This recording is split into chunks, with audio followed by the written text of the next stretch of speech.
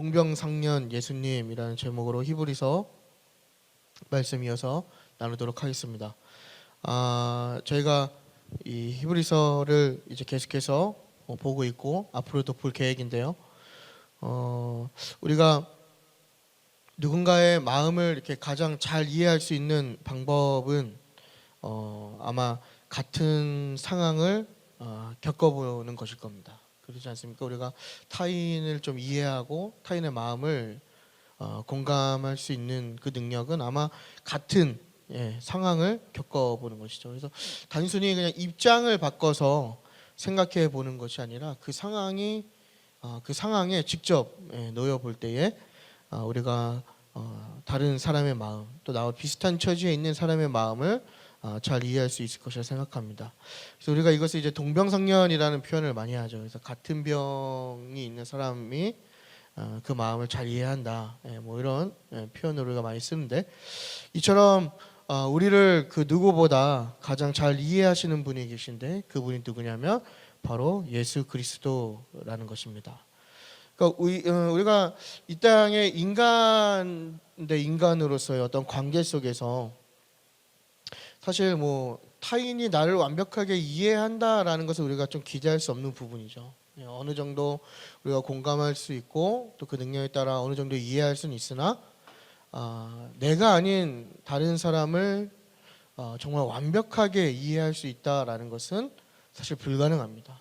하지만 이 세계에선 있을 수 없는 일이지만 그렇게 하실 수 있는 한 분이 계신데, 그분이 누구냐면 바로 주님이시다. 이걸 지금 히브리서가 이야기하는 것입니다.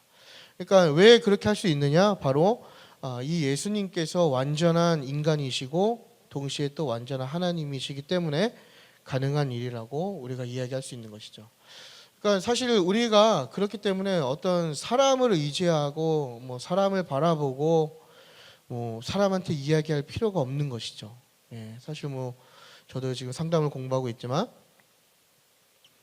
뭐 여러 가지 이론이 있긴 해요. 그렇지 않습니까? 뭐 무조건 좀 수용해야 되고 공감해야 되지만 사실 우리는 뭐 그런 상대방의 상황이나 어떤 환경에 대해서 100% 이해하지 못합니다. 하지만 주님은 완전하게 정말 100% 이해하시고 그것을 인정하시는 분이다라는 것을 오늘 말씀이 이야기해 주는 것 같습니다. 그래서 우리가 더욱더 주님을 의지해야 하는 이유가 거기 있는 것이죠. 특히나 신앙생활 가운데에서 우리가 사람을 의지하지 않고 또 사람에게 기대지 않고 주님을 바라봐야 하는 이유가 바로 거기에 있다라는 것입니다. 그러니까 사실 저도 사역자지만 사역자들도 여러분을 완벽히 이해하지 못합니다. 물론 공감을 해드릴 수 있지만 인간이기 때문에 인간의 한계성인 것이죠. 그렇기 때문에 우리가 자꾸 어떤 사람을 기대하고 사람을 의지하는 것보다는 그럴 시간에 예수님께 나아가는 게 더 이득이다. 이렇게 우리가 서론을 나누면서 시작할 수 있는 것 같습니다. 그래서 1장을 보시면 예수님께서 지난 시간에 이야기했던 것인데 2시간에 걸쳐서 만물의 상속자이고 또 통치자로서 천사보다 뛰어나신 분이다. 이게 1장의 내용이지 않습니까? 그리고 그 맏아들이 그 유업으로 받을 마지막 때에 받을 그 유업이 이 아들에게뿐만 아니라 바로 동일한 아들인 또 딸들인 성도들에게도 주어진다라는 것을 나누면서 이 말씀을 듣는 이 편지를 받은 당시의 저자들과 오늘날 성도들이 겪는 어려움 가운데에서 그 어려움에 우리가 집중하기보다는 마지막 때를 소망으로 바라보자.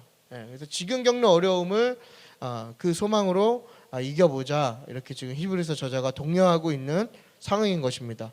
그래서 1장 14절을 보시게 되면 우리가 구원받을 상속자가 된다라고 이렇게 이야기하고 있는데요. 다르게 이야기하면 상속을 받기 위해서는 그 조건이 무엇이냐? 바로 구원을 받아야 된다라는 것이죠. 구원. 그러니까 구원을 받는다는 것은 하나님의 자녀가 된다라는 것을 의미하지 않습니까? 그래서 사실 여러분, 저와 여러분은 죄인입니다. 동의하십니까? 죄인이에요. 여러분이 동의하지 않으셔도 죄인입니다. 우리는 죄인이에요. 진짜 영죽을 죄인이에요. 지옥불에 떨어져도 당연한 영원히 죽을 수밖에 없는 죄인입니다. 지금 우리가 뭔가 굉장히 멋있는 척하고 의인인 척하고 믿음 좋은 척하지만 여전히 우리는 죄인이에요. 예. 이거 잘 기억하셔야 돼요. 여전히 우리의 삶은 제약되어 있고 우리의 전 인격은 죄로 오염되어 있고 우리가 그것을 성화라는 작업을 통해서 그리스도를 닮아가라고 노력하고 있지만 여전히 우리는 죄인입니다. 하지만 예수 그리스도를 통하여 우리가 의롭다 하는 칭함을 받은 것이죠. 그러니까 굉장히 놀라운 일이지 않습니까? 죄인이고 사형수인 우리 인간의 우리의 그 정말 보잘것없는 그런 처지가 어느 순간 온 우주의 창조주이신 하나님의 자녀가 되었다. 굉장히 놀라운 사실이죠. 그러니까 이게 그냥 단순히 이론적으로 그냥 뭐 앵무새가 이야기하듯이 말로만 이야기할 문제가 아니라 잘 우리의 어떤 존재성을 놓고 생각해 보면 이게 굉장히 있을 수 없는 일이라는 것입니다. 사형수는 죽어야 하는 게 마땅한 것이죠. 그러지 않습니까? 여러분들이 뉴스에서 손가락질하는 흉악범들, 사형수들, 제 개인적인 입장에서는 이제 그러한 사형수들이 뭐 인권 이런 거 얘기하면은 막 너무 막 화가 치밀어 오르더라고요. 그러지 않습니까? 무슨 사형수가 인권이 뭐가 필요합니까? 당장 죽여도 시원찮을 정당한 그게 판결이지 않습니까? 우리도 그런 존재라는 거예요. 우리는 뭐 당장 죽어도 뭐 말할 수 없는 그런 존재이지만 우리가 어느 순간 이 온 우주의 창조주이고 만물의 주인이신 그 하나님의 자녀가 되었다. 굉장히 놀라운 사실이죠. 이게 어떻게 가능한 일인가? 바로 예수 그리스도를 통한 구원을 통해서 가능하다라는 것입니다. 그러므로 그 구원을 경험한 저와 여러분, 이게 성도이죠. 저와 여러분은 그 구원을 절대로 등한시 여겨서는 안 된다. 이걸 지금 히브리서 저자가 이야기하는 것입니다. 그러나 그 큰 은혜를 경험하고 그 큰 구원을 경험했음에도 불구하고 지금 이 히브리서 편지를 받는 사람들 또 오늘날 우리 성도들에게 어떠한 문제가 일어납니까? 바로 그 구원을 등한시 여기고 가볍게 여기고 쉽게 포기하고 다시 옛 삶으로 돌아가고 옛 삶의 형태로 돌아가려고 하는 그러한 상황들이 벌어지고 있다라는 것입니다. 그래서 이러한 부분에 대해서 이제 히브리서 저자가 이야기하는 것인데요. 2장 1절과 4절을 함께 읽어보도록 하겠습니다. 1절부터 4절까지 시작. 그러므로 우리는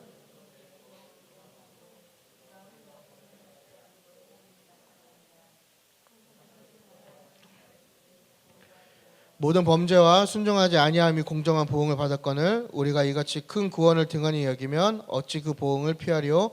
이 구원은 처음에 주로 말씀하신 바요 들은 자들이 우리에게 확증한 바니 하나님도 표적들과 기사들과 여러 가지 능력과 및 자기의 뜻을 따라 성령이 나누어 주신 것으로서 그들과 함께 증언하셨느니라. 아멘. 그래서 2장 1절이 이제 어떻게 시작하냐면 그러므로 이렇게 시작하지 않습니까? 이 성경에서 눈여겨야 할 표현 하나가 있는데 바로 그러므로입니다. 그러므로. 그러니까 이 그러므로 안에는 1장의 모든 내용이 담겨져 있는 것이죠. 이 얘기는 뭐냐면 1장의 내용에 이어서 1장에서 했던 이야기에 이어서 2장의 이야기가 이어진다라는 것을 우리가 알 수 있는데 결국에는 너희가 들은 것에 대해서 더욱 유념함으로 이제 이 히브리서가 무엇을 성도에게 요구하냐면 흘러 떠내려가지 않도록 조심해라. 이걸 지금 이야기하는 것이죠. 이 얘기가 무슨 얘기죠? 시험에 들지 않게 하라 이 얘기입니다. 그러니까 너희가 그러한 좋은 소식 또 너희가 상속자로서 그 상속에 참여하고 통치자에 참여하고 맡아주신 예수 그리스도를 믿었으면 그 구원의 소식을 들은 자로서 시험에 들지 말아라. 이걸 얘기하는 거예요. 배교하지 말아라. 신앙을 지켜라. 어떠한 상황과 환경이 있고 어려움이 있더라도 신앙을 지켜라. 그것이 마땅하다. 이것을 이야기합니다. 그러면서 2절과 4절을 통해서 무엇을 얘기하냐면 너희가 얻은 그 구원이 그렇게 쉽게 포기할 것이 아니다. 특히 등한시 여길 수 있는 것들이 아니다라고 설명을 하면서 이제 그 아들의 지위를 또 설명하기 시작하는 것이죠. 그래서 아들보다 낮은 지위의 천사가 준 그 율법, 그죠? 그 메시지가 율법이지 않습니까? 그 율법도 말씀도 지키지 않으면 그에 합당한 법을 받는데 그 아들보다 더 높으신 그 천사보다 더 높으신 아들 예수 그리스도를 통하여 얻은 그 구원은 훨씬 값진 것이다. 이걸 지금 이야기하는 거예요. 그래서 너희가 그 큰 구원을 등한시 여기면 너희가 그 벌을 어떻게 그것에 대한 보응을 어떻게 받을 것이냐, 이렇게 히브리서 저자가 이제 질문하는 것이죠. 그러니까 제가 첫 시간 때 그걸 말씀드리지 않습니까? 이것은 좋게 얘기하면 권면이고 좀 부정적으로 얘기하면 협박이라고 그러지 않습니까? 너 그렇게 믿으면 안 돼. 너 구원받은 백성이 그렇게 믿으면 안 돼. 그런데 그렇게 살 거야? 그럼 너는 버려지는 거야. 이렇게 협박. 또 좋게 얘기하면 그럼에도 불구하고 잘 믿으십시오 하는 권면. 근데 여기서는 뭐냐면 지금 경고하고 있는 겁니다. 굉장히 무섭게 얘기하는 거예요. 너 이렇게 큰 구원이 있는데 그러지 않습니까? 너희가 천사가 말씀한 이제 율법이죠. 그것도 너희가 지키지 않으면 그에 맞는 벌을 받는데 그거보다 훨씬 큰 구원을 너희가 이렇게 등한시 여기면 그거에 대한 책임을 어떻게 질 것이냐, 이렇게 질문하고 있는 겁니다. 되게 강력하게 지금 경고하고 있는 상황이죠. 그러면서 3절과 4절을 보시게 되면 그 구원이 어떻게 이루어지냐면, 어떻게 전해지냐면 주님을 통해서, 그 다음은 그것을 들은 사람들을 통해서 확증되고, 또 하나님의 표적과 기사와 성령의 은사들로 그 구원이 증언되었다. 그러니까 구원은 하나님의 직접적이고 초자연적인 활동이 동반되었다는 사실을 통해서 구원의 가치와 권위를 지금 증명하고 있는 것입니다. 그러니까 쉽게 얘기하면 너희가 받은 구원이 그냥 거저 주어지는 그 구원이 아니라 굉장한 구원이야, 이걸 지금 이야기하는 거예요. 그러니까 오늘날 우리들에게도 동일하게 이야기하는 것이죠. 저와 여러분이 받은 구원이 그냥 뭐 어영부영 해가지고 어릴 때부터 교회를 다녔더니 받은 구원이 아니고, 또 어느 순간 그냥 교회 와가지고 어영부영 신앙생활하다 받은 구원이 아니라 정말 값어치 있는 큰 구원이다라는 것을 지금 이야기하고 있는 것입니다. 그래서 그것을 기억하라는 거예요. 왜 기억하냐면 떠내려가지 않기 위해서. 지금 그걸 이야기하는 겁니다. 그러니까 반대로 얘기하면 우리의 믿음이 어떻게 더 깊어지고 굳건해질 수 있느냐, 바로 구원을 잘 기억하는 것입니다. 그러니까 여러분, 믿음이 장성한 분량에 이르시길 원하신다면 이 구원을 잘 기억하셔야 돼요. 매 순간 이 구원에 대해서, 이 구원의 가치에 대해서 깨닫고 기억하셔야 된다, 이 말입니다. 그러니까 많은 분들이 특히나 오늘날 신앙생활하면서 마치 이 초대교인들처럼 우리도 이 구원에 대해서 굉장히 가볍게 여기지 않나, 좀 돌아보게 되는 것 같아요. 그러니까 오늘날 성도들이 이 구원에 대해서 다시 생각하고 좀 재정립할 필요가 있지 않은가. 구원이 너무나 쉽게 주어지는 것이죠. 그래서 오늘날 저와 여러분이 이 구원을 굉장히 쉽게 여기지 않습니까? 굉장히 가볍게 여기고, 그렇기 때문에 쉽게 이 구원을 포기하고 또 돌아서고 다시 옛 삶으로 돌아가게 되는 것이죠. 그러니까 개혁교회가 너무나 은혜를 강조한 거예요. 종교개혁을 통해서 너무 오직 은혜라는 것을 너무 강조한 나머지 그거에 대한 부작용이 뭐가 일어났냐면 바로 성도의 책임과 의무가 너무 약화됐다라는 거예요. 그러니까 구원은 물론 우리가 하나님의 전적인 은혜로 받는 것이지만 또 구원받은 성도로서의 책임져야 될 삶의 분량이 있지 않습니까? 근데 그것이 너무나 약화됐다라는 거예요. 그러니까 그냥 교회 나와서 어떻게 보면 형식적인 거죠. 예수님을 믿습니까? 그래서 믿습니다 하면 그냥 얻어지는 게 구원인 거예요. 구원받은 백성으로서의 어떤 삶의 책임이나 삶의 변화, 그러니까 신학적으로 성화이죠. 성화는 없는 거예요. 아무런 필요가 없는 것이죠. 그냥 내가 구원받았다고 얘기하고 내가 교회 다닌다 얘기하면 그게 구원받은 게 되어버린 거예요. 그래서 내가 어떻게 살든 뭘 하든 어떻게 믿든 아무런 문제가 되지 않는다라는 것이죠. 이 구원의 가치가 너무나 가볍게 너무나 가볍게 변질되어 가버린 것입니다. 그래서 어떠한 부작용이 나타납니까? 우리 성도들이 조금만 어려우면 하나님 배교하고, 그죠? 그래서 오늘날 배교가 제 기준에서는 그 중심이 하나님을 떠나는 거라고 말씀드렸잖아요. 그래서 다 여러분 우리의 모습이지 않습니까? 좋을 때는 막 하나님 찬양하고 하나님 좋으신 분이라 얘기하고 또 심지어는 뭐 목사님 말씀 좋다고 얘기하고 은혜 받았다고 얘기하면서 조금 내가 뭐 하나 어려움이 있고 마음이 좀 수틀리면 다 그런 것들이 불만으로 다가오는 거 아니에요. 하던 거 다 멈추고 하나님 사랑해서 한다고 얘기했던 행위들 다 멈추고 예배도 멈추고 섬김도 멈추고 어떤 말씀에 대한 배움도 멈추고 다 이전의 삶으로 돌아가는 거 아니에요. 그럼 그러한 성도에게 과연 하나님이 있었냐라는 거예요. 과연 그러한 삶을 사는 성도에게는 이 구원의 가치가 어느 정도의 가치였냐 이 말입니다. 이걸 지금 히브리서 저자가 강력하게 이야기하고 있는 거예요. 너희가 이렇게 큰 은혜를 받았는데 이렇게 큰 구원을 경험했는데 지금 너의 삶에 주어지는 주변화라든지 또 감옥에 가는 거라든지 공동체에서 배제되는 또 경제적으로 어려운 그러한 문제를 겪으면서 그런 걸 겪을지라도 그러한 문제들이 과연 네가 받은 그 은혜보다 큰 것이냐 이걸 질문하는 거예요. 그러니까 오늘날 우리들에게는 어떤 적용이 있을 수 있겠어요? 우리의 이전의 삶, 정말 더럽고 추악하고 죄인되고 버려진 우리의 삶을 하나님께서 예수 그리스도를 통해서 자녀 삼아 주셨단 말이에요. 그거보다 중요한 게 뭐가 있냐 이 말이에요. 우리의 경제가 좀 어려울 수 있죠. 교회 안에서 우리의 관계가 공동체 안에서 좀 어려울 수가 있죠. 또 우리가 믿음 가운데 어떤 마음이 어려울 수도 있고 상황이 어려울 수 있어요. 건강이 어려울 수 있다 이거예요. 하지만 그러한 문제보다 큰 게 바로 나를 자녀 삼아 주신 하나님의 그 구원이지 않느냐 이걸 질문하는 겁니다.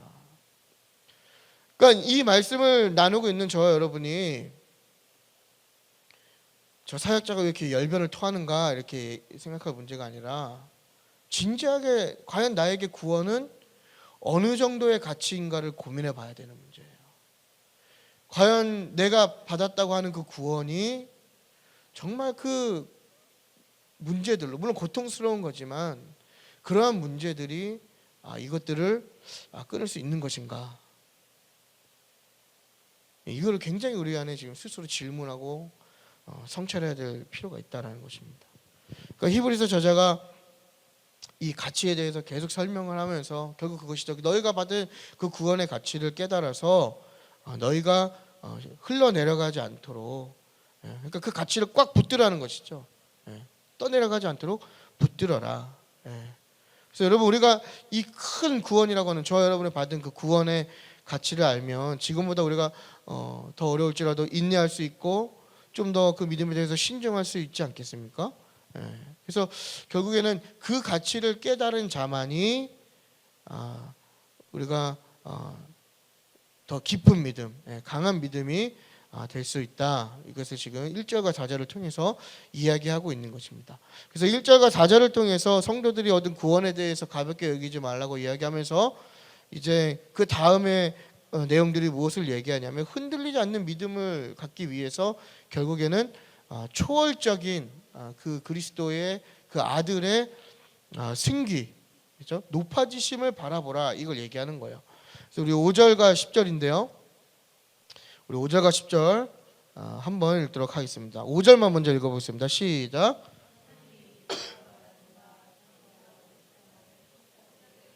8절도 읽겠습니다.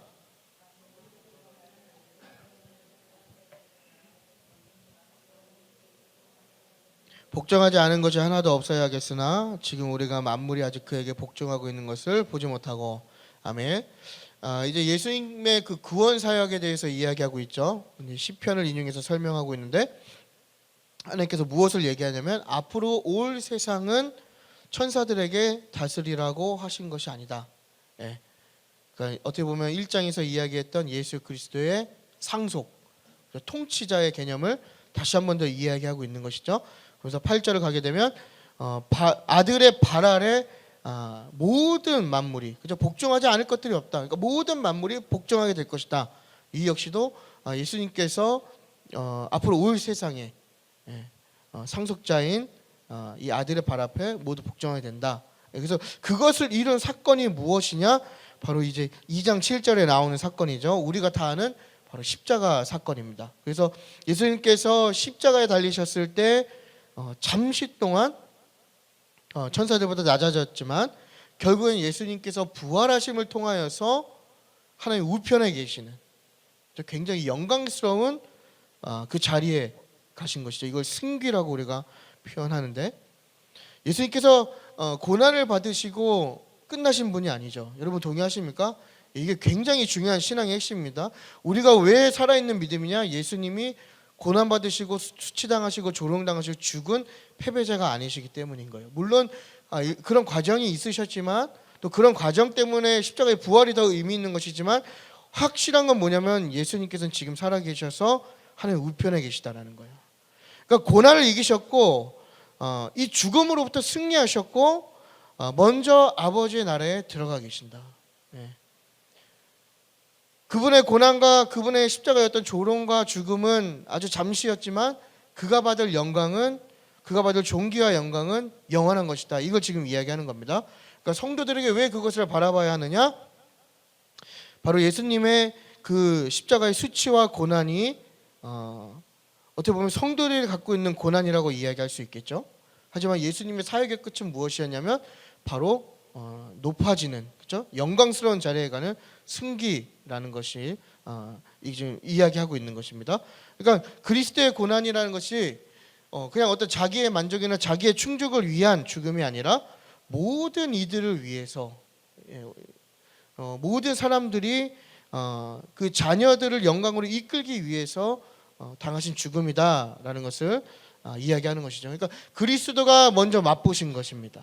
이 말은 그리스도가 그 고난을 먼저 경험했기 때문에 그리스도를 따라가는 우리도 그 고난을 경험하게 되는 것이고, 반대로 그리스도께서 그 고난 가운데 승리하셨기 때문에 그 고난의 길에 동참하고 있는 성도들 또한 그 끝이 무엇이냐? 바로 승리이다. 이걸 얘기하는 거예요. 그렇기 때문에 너희가 예수 그리스도의 승리를 봐라. 이브리서 저자가 얘기하는 것이죠. 그러니까 여러분, 우리가 많은 고난을 당하다 보면, 또 많은 좌절을 겪다 보면, 또 많은 실패 가운데 있다 보면 우리가 믿음이 연약해지지 않을 수는 없겠죠. 뭔가 포기하고 싶고 물러나고 싶고, 또 때로는 심하면 하나님을 떠나고 싶을 때가 왜 없겠습니까? 그게 없다라면 그게 더 거짓말 같아요, 오히려. 하지만 우리가 충분히 그러한 것을 느낄 수 있죠. 우리를 둘러싸고 있는 어떤 상황이나 환경이, 또 내 어떤 육체적인 연약함이 충분히 그런 마음을 길 수 있게 할 수 있죠. 그게 고통으로 다가올 수 있죠. 하지만 그 고통을 바라보는 것이 아니라 이제 성도들이 기억해야 할 것은 무엇이냐면, 고난이 끝이 아니라 승리하시고 그리스도께서 높아지셨다. 이걸 얘기하는 거예요. 그러니까 예수님께서 고난을 받으셨기 때문에 승리하신 것처럼, 너희가 지금 그 고난 가운데서도 믿음을 붙들고 있으면 그 믿음을 붙든 하나님의 백성들에게, 성도들에게 끝은 무엇이냐? 바로 그 존귀와 영광의 관을 씌워주는 그 기쁨이 있다. 이걸 이야기하는 겁니다. 그러니까 우리가 이 말씀을 들으면 얼마나 희망이 차고, 또 우리가 얼마나 이 고난을 정말 가볍게 좀 느낄 수 있지 않을까, 또 이렇게 고민해 볼 수 있는 것 같습니다. 그래서 여러분, 우리가 기억해야 할 것은 고난이 끝이 아니라는 것입니다. 물론 고난이라는 것이 뭐 저도 겪어봤지만, 겪어보신 분들은 아시겠지만 시간이 참 더디게 가지 않습니까? 왜 힘들고 좀 슬프고 또 이렇게 어려운, 그렇죠? 그런 시간은 이렇게 늦게 가는지 모르겠지만 끝이 나지 않습니까? 언젠가는 이게 지나가는 것이고. 근데 이제 종말론적인 개념에서 그 끝에는 우리가 맨날 이러한 삶을 사는 것이 아니라, 여러분 상상해 보십시오. 만약에 우리가 욥과 같이 예수님을 믿는 일평생 동안 하나님께서 주신 나의 삶의 계획이 욥과 같다면, 어떻게 보면 우리가 그 끝을 이렇게 바라봐야만 그런 것도 견딜 수 있지 않겠습니까? 근데 우리가 그러한 마지막에 소망이 없다면 아마 다 도망가실 것 같아요. 그죠? 여러분 믿어서 뭐 맨날 그런 얘기하는 그런 세상의 복, 땅의 복, 기름진 거 한번 경험 못하고 예수님 믿으면 막 욕창 생기고, 그죠? 여러분 막 배우자가 죽어나가고, 자녀들이 막 죽어나가고, 막 저주하고 떠나고, 이런 것만 몇십 년 동안 혹은 일평생 그것만 겪는다고 한다면, 그러니까 우리 인생의 끝이 고난으로 끝난다면 우리가 이 시간을 견딜 수가 없겠죠. 하지만 이 히브리서 저자가 분명하게 얘기하는 것은 무엇입니까? 예수 그리스도께서도 그러한 고난을 당하셨지만, 잠시 당하셨지만 예수 그리스도의 끝은 무엇이냐? 바로 승리하시고 높아지십니다. 이 얘기는 뭐냐면, 너희가 지금은 고난이 있고 어려움이 있고 또 흔들릴 수 있으나 그것이 영원하고 그것이 너희의 종말적인 끝이 아니라 너희의 끝은 무엇이냐? 바로 승리이고 그 영광이다. 이걸 얘기하는 거예요. 그러니까 여러분, 우리가 견딜 수 있는 것이죠. 그죠? 이 땅에서, 혹은 그럴 수도 있어요. 이 땅에서 제 주변에 정말 욕과 같은 친구가 많이 있거든요. 그 친구는 언제 이런 또 영광을 맛볼지 모르겠지만 그 친구는 그럼에도 불구하고 항상 감사해하고 주님을 붙들고 있어요. 그러니까 이 생에서는 뭐 그렇게 고난의 여정 속에서 끝날 수 있지만 우리가 영원한 삶을 바라본다면 그 친구는 정말 승리한 것이고 그 마지막 날에 주님의 곁에서 그게 바로 천국 소망이지 않겠습니까? 예. 그러니까 우리가 참 고로운 시대를 삽니다. 예. 그죠? 많은 어려움이 있어요. 물론 1세기의 이 어려움처럼 물론 이런 어려움을 또 직장 내에서 겪으시는 분들이 있을 거라 생각해요. 근데 어찌됐건 우리가 그 어려움 가운데에서도 승리하신 주님을 바라보면서 그것이 바로 천국 소망으로 우리가 사는 힘이 되지 않겠느냐, 이것을 우리가 한 번 더 마음에 새기면서 위로를 받을 수 있는 것 같습니다.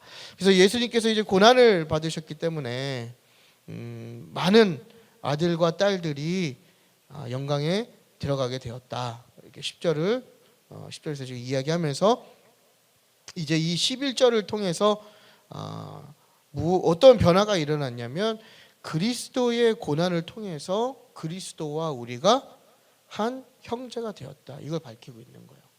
여러분, 굉장히 놀라운 사실 두 번째이지 않습니까? 우리가 사형수이고 죄인인 우리가 그 전능하신 하나님의 자녀가 된 것도 한 번 놀랄 일인데, 그죠? 온 우주의 구원자이신 메시아이신 예수 그리스도와 우리가 한 형제라는 거예요.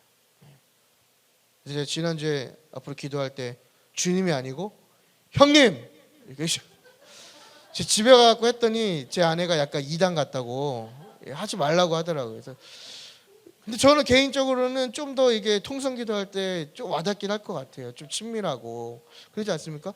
괜히 거룩하게 주님 이런 것보다 형님, 우리가 도움을 청할 때도 그러지 않습니까? 주님 하면 뭔가 좀 거리감 있고 주님 도움을 구합니다 이런 것보다는 형님 한번 도와주십시오.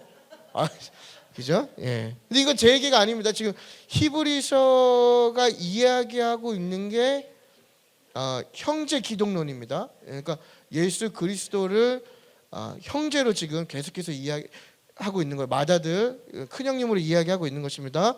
예. 절대 오해하시면 안 돼요. 저는 복음주의, 신본주의에서 지금 아직도 공부를 하고 있는, 그렇기 때문에 오해하지 마십시오. 그래서 형님, 형님 맞습니다. 형님.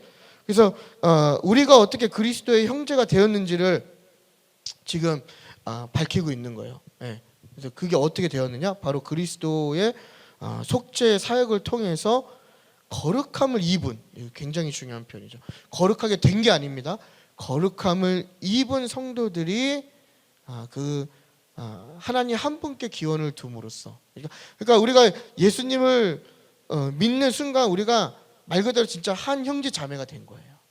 그러니까 어떻게 보면 우리가 혈육으로 맺어진 형제 자매도 중요하지만 그것보다 더 의미 있는 것은 뭐냐면 바로 우리가 예수님을 믿고 구원을 받음으로써 한 아버지를 모시게 된 공동체라는 것을 우리가 기억했으면 좋겠습니다. 그래서 여기서 참 은혜로운 게 뭐냐면 11절에 그리스도께서 우리를 형제라 부르시는 것을 결코 부끄러워하지 않으신다.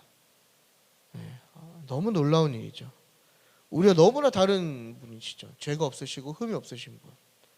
근데 그분이 반대로 정말 죄의 끝인, 오염되지 않는, 것이 없는 정말 죄인인 그 사람들을 부끄러워하지 않으신다라는 거예요. 자, 인간도 가끔 부끄러운 행위를 하면 우리가 좀 부끄러워하지 않습니까? 좀 그런 게 있는 것 같아요. 그래서 설교 중에 참 죄송하지만 사담인데요. 제 아들이 이제 유치원을 다니는데 지금 한 2주째 울음바람이 불고 있어요. 그래서 이제 울지 않게 하기 위해서 제가 특단으로 생각한 게 현수막을 맞춰야 되겠다. 그래서 아주 요란하게, 과연 이 아이가 7살인데 부끄러움을 아나 모르나 하고 이제 제가 그 계획을 세우고 오늘 이제 얘기했어요. 이제 아빠가 너 울지 않게 하기 위해서 현수막을 들고 아침에 엄마랑 가서 격한 응원을 해주겠다 그랬더니 하지 말라 그러더라고요. 부끄럽대요. 여러분 7살짜리도 아는 이 부끄러움. 근데 그리스도께서 우리를 부끄럽지 않다고 하시는 거예요. 이거 얼마나 은혜입니까? 저는 사실 제 자녀에게 부끄러울 게 없는 거죠. 단지 그 요란 떠는 게 좀 부끄러울 뿐이지만 우리의 존재 자체가 사실 주님께 부끄러운 존재잖아요. 죄인이고 더럽고 추악하고 내 안에 선한 것이 하나 없는.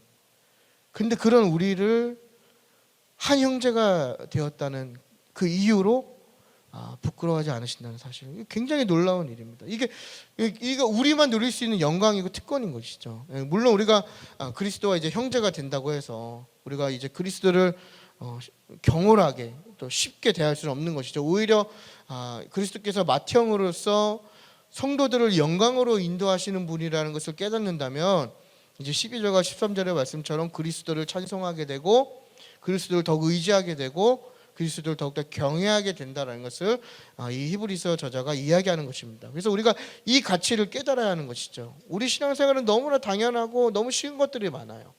그런데 그 의미를 또 그 가치를 하나하나 깨닫고 찾다 보면 하나하나가 우리에게 넘치는 과분한 은혜라는 것을 우리가 깨닫게 되는 것이죠. 그래서 결국 우리도 당연하게 그냥 얘기하는 내용들이잖아요. 사실 예수님이 우리의 구주 되시고 또 우리의 맏아들 되시고 하나님이 우리의 아버지 되신다. 이거 당연하게 고백할 수 있는 내용들이지만 그 가치를 우리가 하나하나 따져보면 이게 굉장히 놀라운 사실이다라는 것입니다.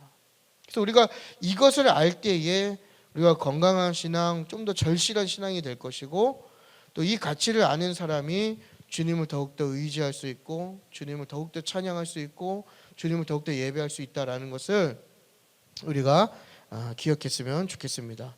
그래서 14절과 18절은 이제 그리스도께서 고난을 받으신 이유가 대제사장으로서 성도들을 구원하기 위해서 받으셨다 이렇게 말씀을 하시면서 혈육을 지닌 자들, 그러니까 제한성이 있는 우리 인간들을 구원하시기 위해서 그리스도께서 그와 같이 혈육을 지닌 자가 되었다. 그렇죠? 인카네이션, 성육신 하셨다. 이걸 얘기하는 거죠. 근데 이 성육신이 단순한 그냥 인간 되심을 넘어서 우리도 그리스도와 같이 될 수 있다라는 것을 이야기하는 굉장히 희망적인 이야기입니다. 물론 우리가 존재적으로 그 신성을 갖는 것은 아니지만 똑같은 상속자가 되고 똑같은 통치자가 되고 똑같은 영광을 누릴 수 있는 그 귀한 조건이 된다라는 거예요. 그 이유가 무엇이냐? 그리스도께서 성육신 하셨기 때문에. 그리고 성육신 하셔서 완전한 인간으로 또 완전한 하나님으로 그 모든 고난을 받으셨기 때문에 지금 이제 다음 주면 고난 주간이 시작되지 않습니까? 그 고난이 단순히 그냥 어떤 자극적이고 감성적인 고난이 아니고 먼 옛날에 있던 고난이 아니라 오늘 이 히브리서 저자가 이야기하는 것만 봐도 굉장히 가치 있는 고난이라는 거예요. 그러니까 우리가 다음 주 고난 주간을 좀 이렇게 보냈으면 좋겠어요. 그냥 단순히 좀 슬픈 찬양, 예수님 십자가 박히신 찬양 부르면서 그냥 그렇게 보내는 고난 주간이 아니라 정말 예수님께서 성육신 하신 그 의미가 무엇일까? 그리고 그 성육신 하셔서 이루신 그 결과가 우리에게 어떻게 다가오고 적용할 수 있는가 생각해 본다면 예수님의 고난이 더욱더 우리에게 가치 있고 또 직접적으로 다가올 수 있다라는 것을 우리가 알 수 있죠. 그래서 그리스도의 그 죽음과 그리스도의 그 이제 십자가의 달리심이 천사들을 위한 것이 아니라 이제 성경에서 뭐라고 얘기합니까? 바로 고난과 환난 가운데 있는 성도들을 붙들기 위함이다. 그러니까 예수님이 고난 받으신 그 이유가 무엇이냐? 바로 저와 여러분을 붙들기 위함이시라는 거예요. 너무나 감사하죠. 사실 버려도 그렇죠? 저는 그렇게 생각해요. 그러니까 오늘날 우리 그리스도인들이 자기 자신에 대한 너무나 의로움이 가득 찬 것 같아요. 그러지 않습니까? 우리가 좀 심각하게 고민해볼 필요해요. 오히려 오늘날 우리에게 필요한 것은 오직 은혜도 중요하지만 나의 죄인됨의 고백이 더 필요한 것 같아요.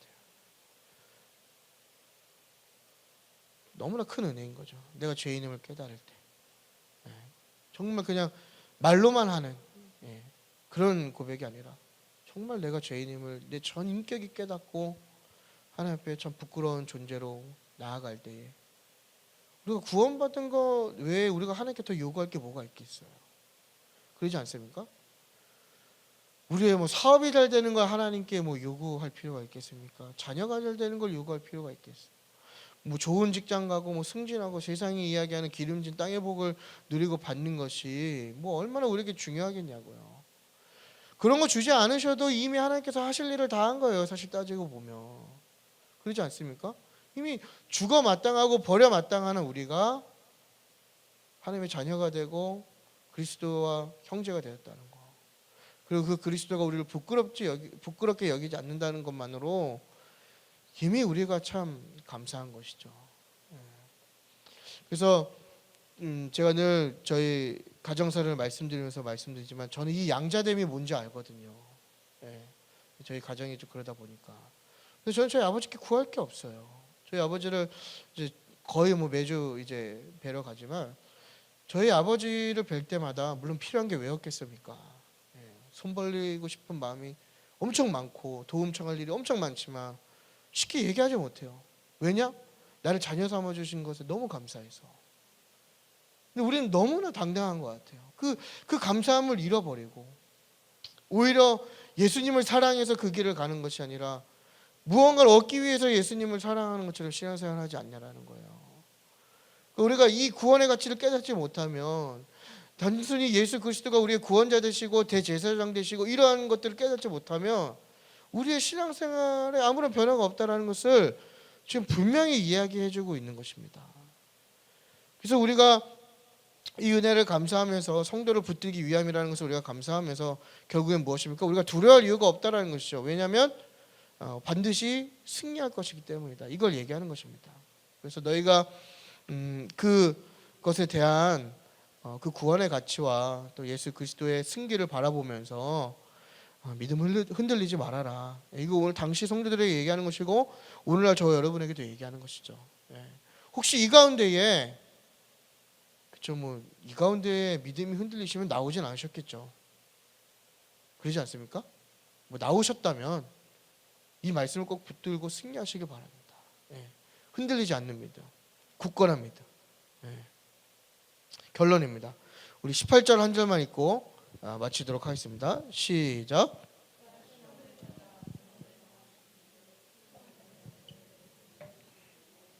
아멘. 오늘 제목이 동병상련 예수님이죠. 딱 그 말씀이지 않습니까? 예수님께서 우리와 동등한 조건으로 직접 시험을 받으시고 고난을 받으셨기 때문에 그 고난과 시험 가운데 놓인 성도를 어떻게 하실 수 있다고요? 도우실 수 있다. 이겁니다. 결국 여러분 우리가 흘러내려가지 않는 신앙과 삶으로 나아가기 위해서는요 더욱더 그리스도를 바라보고 의지해야 할 것입니다. 근데 그것이 우리의 의지와 힘과 나의 어떤 결심으로는 불가능한 것이죠. 그렇기 때문에 우리는 그리스도의 도움이 필요한 것입니다. 우리를 위해서 날마다 중보하고 계시고 또 우리를 위해서 힘써주시는 그리스도가 필요한 것이죠. 참 감사한 것은 이런 우리의 도움과 또 우리의 어려움을 그리스도께서 또 우리의 연약함을 그리스도께서 이해하지 못하시거나 거절하지 않으신다라는 거예요. 충분히 너희를 도와주실 분이다. 이걸 이야기하는 겁니다. 히브리서 저자가. 그러니까 여러분 많은 도움을 청하십시오. 옆에 사람한테 괜히 인간에게 도움 청하지 마시고 형님, 그죠? 형님. 히브리서 하면은 형님. 우리의 형님 대신 맏아들 대신 또 우리와 동등한 조건에서 동일한 시험과 동일한 고난을 어쩌면 그보다 더한 고난을 받으신 우리 형님 되신 예수님께 도움을 청하라 이것입니다. 그렇다면 그 주님께서 우리를 다 이해하시고 또 우리의 연약함과 부족함을 아시고 사랑의 마음으로 긍휼의 마음으로 도우실 수 있다라는 것을 2장 18절이 이제 2장의 내용을 정리해서 우리에게 이야기해주고 있습니다. 그래서 여러분 우리의 부끄러운 모습 또 우리의 연약한 모습 뭐 사람들은 그것을 손가락질하고 정죄하고 또 우리도 그것을 그렇게 취급받지 않기 위해서 다 가면을 쓰고 교회에 오잖아요. 근데 우리가 주님 앞에 솔직해도 된다라는 거예요. 왜냐하면 주님이 그 연약함과 그 고난과 그 시험과 그 고통을 다 겪으셨고 알고 계시고 우리를 능히 도우실 수 있는 분이다라는 것을 우리에게 이야기하는 것 같습니다. 그래서 여러분 삶에 많은 고난과 고통, 물론 이제 이 바이블 로드가 저희 한 말씀을 가지고 이제 다양한 저희 사역자들이 이걸 이렇게 다시 재해석할 건데요. 다른 분들은 어떻게 보시는지 모르겠지만 저는 이 히브리서의 책을 위로라고 보거든요. 위로. 그러니까 그 믿음에 대한 그리고 이 상황과 환경에서 흔들리는 그 믿음을 지킬 수 있는 위로가 바로 이 히브리서의 전체적인 내용이라고 저는 제 개인적인 해석으로는 그렇게 보고 있습니다. 그래서 저는 이 바라봄이 저와 여러분에게 동일하게 있었으면 좋겠어요. 그래서 마음이 어려울 때, 또 삶이 어려울 때, 괴로울 때, 그래서 우리가 하나님을 좀 멀리하고 싶을 때, 또 내 영혼의 불꽃이 좀 꺼져갈 때, 우리의 도움 되시는 예수 그리스도를 붙드심으로 말미암아 이 2절의 이야기처럼 흘러 떠내려가지 않으시는 그러한 저와 여러분의 삶이 되시기를 축복하겠습니다.